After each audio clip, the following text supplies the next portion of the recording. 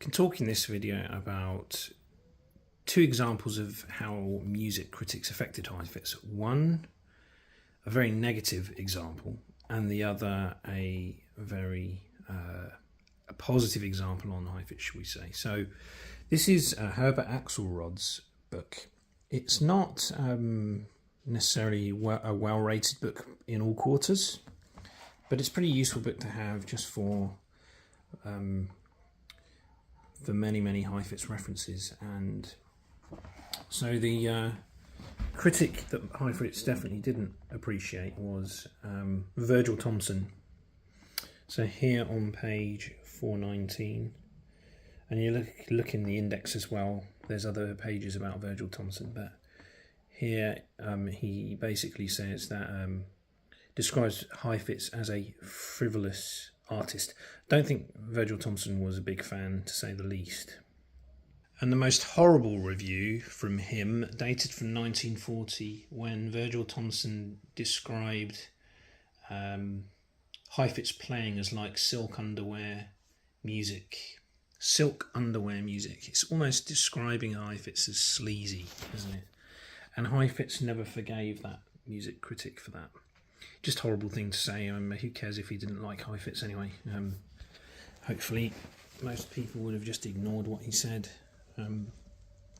other than it creating a bit of a stink or sensation. But now we gain some insight onto a critic that early on in Heifetz's career actually had, we could say, probably changed the course of his playing for the better. And this is in A. Kage's book, chapter 9, page 148. W.J. Henderson. So let's just have a read of that. That difficulties did not cease even after recognition is gained, Heifetz had found out the hard way.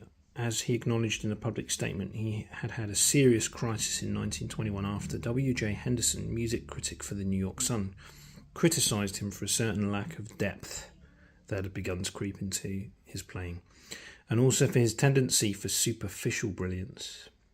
Henderson warned Heifetz that he owed it to his talent and to his audience to forsake the easy road to success, to immerse himself more in the depths of his music. The changed attitude which Henderson criticised was attributed by Heifetz himself to his newly found wealth and to his discovery that there's more to life than just practicing the violin.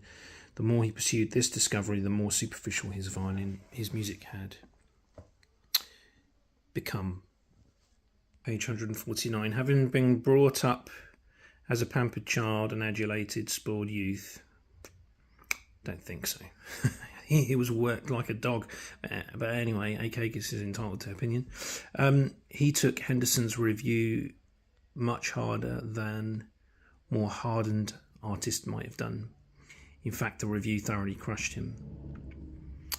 But essentially, then it goes on to say that this review made Heifetz more careful and to give soul and depth to his playing, really. Mediocrity, that was the word that he hated. So there's an example of a critic that helped Heifetz to get back on the straight and narrow.